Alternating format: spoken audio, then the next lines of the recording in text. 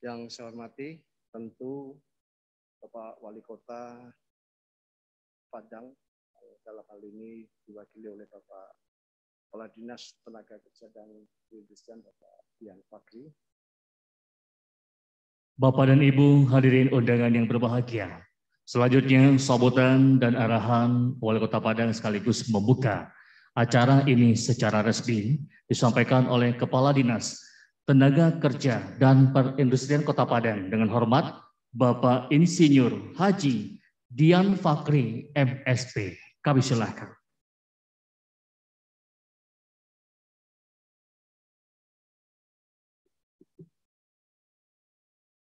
Pidato tertulis Bapak Wali Kota sudah saya bacakan amanah ini sesuai kemarin beliau sampaikan kepada kami penugasannya.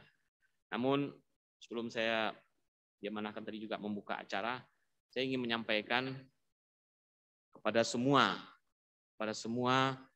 tenaga keperawatan baik yang sudah bekerja di Kota Padang dengan upah di bawah UMR. Saya tahu ada, memang ini momennya bagi kita. Kesempatan ini tidak berulang biasanya dalam hidup itu beberapa kali.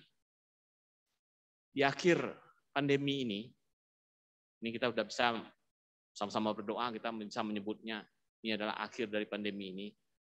Kita harus ambil kesempatan emas ini. Jangan berlarut-larut membiarkan diri mencari pekerjaan di Padang saja. Karena visi Kota Padang, visi Pak Henry Septa, Wali Kota, menjadikan Kota Padang ini kota pendidikan, kota perdagangan, dan kota industri. Bukan, mohon maaf, bukan kota pariwisata. Jadi bukan di sini tempat mencari pekerjaan. Di sini adalah kota pendidikan dan kita sudah berhasil. Sebagaimana diketahui begitu banyaknya bermacam-macam pendidikan, ilmu, segala macam jurusan ilmu ada, termasuk keperawatan. Itu benar, 1000-an setiap tahun dihasilkan. Nah, kalau kemudian tidak tersalurkan, semuanya menunggu pekerjaan yang ada di Padang, tidak logis. Kita dalam hidup ini, kami himbau harus berpikir logis. Jangan diperturutkan menunggu-nunggu, habis umur nanti. Jadi kesempatan emas ada, ke Jepang ini rebut. Jangan hanya 13 orang, seperti yang sekarang ini. Dari sekian ratus di Indonesia ini yang mau berangkat ke Jepang, 13 orang dari Sumatera Barat. Dari Padang enggak tahu pula saya, entah berapa orang. Jadi ambil kesempatan emas ini. Yakinkan dengan bila perlu rekaman video ini, kalau memang orang tuanya tidak ikut Zoom, mengikuti acara sosialisasi ini, minta rekamannya, lihatkan kepada para orang tua masing-masing. Karena saya melihatnya kendalanya di orang tua, kita dari Sumatera Barat nih, budayanya. Masih ingin juga anak bekerja dekat kita. Tidak ada Pak pekerjaan. Di Kota Padang ini, jumlah kita sudah 1 juta penduduk, sudah cukup. Perawat di rumah sakit kita sudah full. Jadi kita harus merantau. Merantaunya jangan tanggung-tanggung merantau ke Malaysia, ke Jakarta. Udah, ambil kesempatan ke luar negeri. Kalaupun kemudian keras juga hati orang tua ingin anaknya jadi pegawai negeri. Pergilah 3 tahun, ambil pengalaman ke Jepang ini, pulang. Masih ada kesempatan menjadi pegawai negeri. Kan umur 27. Masih ada kesempatan. Dan percayalah, tidak sia-sia untuk pergi ke luar negeri itu. Kita sudah akui beda. Orang-orang yang pernah punya pengalaman di luar negeri dengan orang yang tetap di Padang saja sudah kuliah beda mentalnya. Jadi kita harus rubah mindset kita ini. Ambil kesempatan emas ini. Kami sangat serius dari pemerintah. Program G2G itu jangan ada keraguan. Lihat saja tadi kita ngikuti kan marsnya BP2MI, Bapak Beni Ramdhani bersemangat. Itu sebenarnya menunjukkan ini zaman sudah sangat serius. Masalah ketenaga kerjaan di luar negeri ini diurus. Kalau ada selama ini bahasanya calo-calo segala macam itu, enggak pakai lagi itu. Seolah aman mengikuti program ke Jepang ini. Jadi yakinkan orang tua kalau yang enggak mengikuti Zoom ini bahwa ambil ini. Kita sudah punya sertifikat perawat. Jangan disia-siakan itu. Hidup sekali cuma. Harus berhasil. Jadi bukan hanya sekedar mendapatkan pekerjaan kalau pergi ke Jepang itu tadi sudah disampaikan oleh Pak Deputi. Luar biasa uangnya. Sejahtera, bukan hanya diri sendiri itu sejahtera itu. Bisa untuk orang tua, mengangkat derajat keluarga di kampung itu. Bisa terbangun rumah juga itu. Jadi hidup sekali, ambil kesempatan itu. Mumpung kita diberi kesehatan oleh Allah. Saya rasa itu sangat penting. Mudah-mudahan tidak sia-sia acara kita meluangkan waktu hadir tatap muka lagi dalam kondisi pandemi ini. Dengan perjuangan kita mengadakan acara sosialisasi ini, hendaknya kita lihat dengan angka statistik bahwa tidak 13 orang tahun depan yang berangkat ke Jepang, tapi 130 orang. Kita kali 10 kan, karena kita sudah berubah mental kita. Rebut, biarlah daerah-daerah lain itu kalau nampak serius dari Kota Padang, semua sudah lancar bahasa Jepangnya, tidak ada alasan oleh Pak Agustinus, Pak Deputi, untuk tidak mengirim kita sebanyak mungkinnya. Hitung-hitung menutup yang kurang Pak, dari Sumatera Barat kurang selama ini. Untuk batch 16 ini dari Sumatera Barat mayoritas yang berangkat ke Jepang. Senang pula Pak Gubernur kan melepasnya nanti. Nah, dari Bapak Ibu nanti yang berangkat itu dipersiapkan nanti dilepas oleh Pak Gubernur. Ini berhasil kita, artinya orang akan menghargai kita. Bahwa kita bisa merubah budaya kultur kita hargai. Bahwa tapi merantau jangan tanggung-tanggung.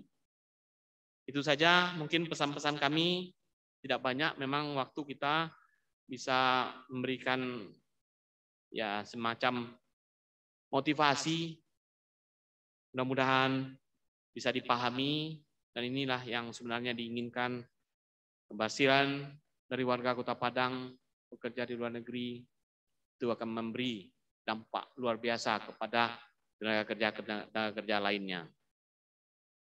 Itu saja, banyak maaf karena diamanahkan tadi membuka acara ini, maka dengan mengucapkan Bismillahirrahmanirrahim, sosialisasi program G2G Jepang batch 16 kami buka secara resmi.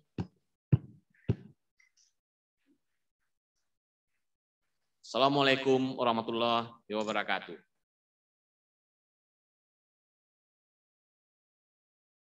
Baik Bapak dan Ibu hadirin yang berbahagia, acara pembukaan selesai, namun sebelumnya mohon izin Bapak Wali Kota Padang dan Bapak Deputi, kita sudah tersambung nanti dengan Tika Setiawayuni yang mana merupakan perawat dari Sumatera Barat yang sudah berada di Jepang. Untuk itu mohon dibantu, kita akan wawancara Bapak Wali Kota dan Bapak Deputi untuk berbicara dengan Tika Setiawahyuni yang sudah berada saat ini di Jepang. Halo, selamat pagi Tika. Selamat pagi Bapak-Bapak, Ibu-Ibu. Iya, kalau di Padang pagi, kalau di Jepang sudah malam apa sudah sore? Enggak, kita beda 2 jam antara Jepang dan Indonesia. Kalau di Jepang sekarang jam 12 siang. Oke, baik Tika. Ini sudah ada wali kota dan juga Bapak Deputi. Kita akan berbincang sama Tika. Mohon izin Bapak Wali Kota duluan. Iya, Bapak Wali Kota, mohon dibantu mic-nya.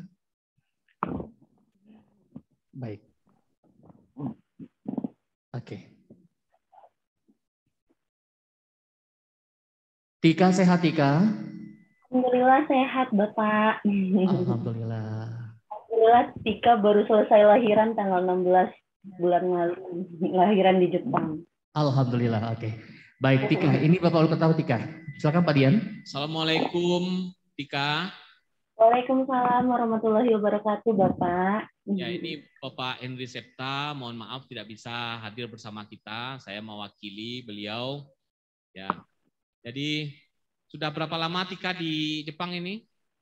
Tika udah kira-kira hampir 5 tahun di Jepang, Bapak. Tika APA 10, Bapak. Ya, mungkin Pak Deputi juga hadir bersama kami dari Jakarta. Beliau datang sengaja, ingin juga tanya-tanya.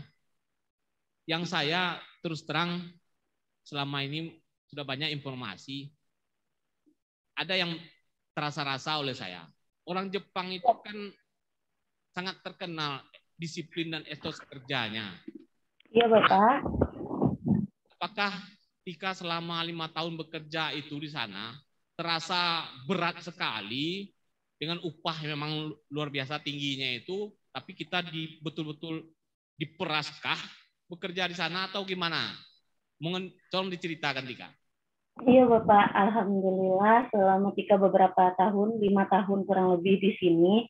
Tika itu udah 2 tempat sekarang bekerja, Bapak. Pertama, Tika bekerja di daerah Kanagawa. Habis itu Tika menikah dan mengikuti suami dan pindah ke daerah Saitama. Dan alhamdulillah kedua tempat itu, walaupun Jepang adalah negara yang sangat ibaratnya sangat untuk kemauan tingkat kerjanya itu tinggi, tapi Tika nggak merasa sulit dan Tika nggak merasa tertekan untuk bekerja di sini, Bapak. Karena salah satunya lingkungannya yang mendukung dan mereka tuh pada sayang-sayang semua sama perawat-perawat dari Indonesia. Jadi selain teman-teman kerjanya yang sama-sama ikut membantu, juga pasien-pasiennya juga pada sayang semua karena kita bekerja dari hati. Gitu, Pak. Jadi Tika pun nggak merasa tertekan atau berat gitu selama kerja di sini. Oke, jadi ini bagi kita yang bekerja itu penting. Jadi jangan kita menjadi semacam mesin. Yang kita mungkin ada bekerja seperti mesin, tidak ada istirahatnya. Kemudian, jadi cuti macamnya cukup ya? Iya, mereka benar-benar sesuai SOP, Bapak. Misalnya bekerja dari jam berapa sampai jam berapa. Jika melebihi dari jam kerja itu dihitung lembur. Nah, misalnya mungkin bedanya antara Jepang sama Indonesia, di Jepang itu dinas malamnya lebih panjang dibandingkan dinas malamnya di Indonesia. Kalau di Indonesia kan biasanya jam 10 sampai jam 7 pagi. Tapi kalau di Jepang itu kami dinas malamnya dari jam 5 sore sampai jam 10 pagi ke depan besoknya gitu. Tapi hal yang alhamdulillahnya ada nih uang dinas malamnya gitu. Jadi di luar gaji nanti plus ada uang dinas malam. Dan alhamdulillah uang dinas malam itu juga lumayan. Jadi mereka apa yang kita berikan, mereka juga membayar sesuai yang kita berikan. Oke, mungkin Pak Deputi mungkin bisa melanjutkan ini apa yang mau ditanyakan, Pak. Halo, Tika. Iya, Bapak. Tika dulu lulusan apa di sini? Di Universitas apa? Dari Padang? Tika dari Stikes Ranah Minang Padang, lulusan Nurse Keperawatan, Bapak. Oh, berarti nurse ya? Waktu kecil. Iya, Tika Nurse Keperawatan. Ya? Iya. Stikes apa dulu? Ranah Minang. Stikes Ranah Minang Padang, Bapak. Oke. Katanya habis melahirkan ya? Iya, Tika tanggal 16 kemarin alhamdulillah melahirkan di sini di Jepang. Oke, ya. Selamat ya. Iya, terima kasih Bapak. Tika,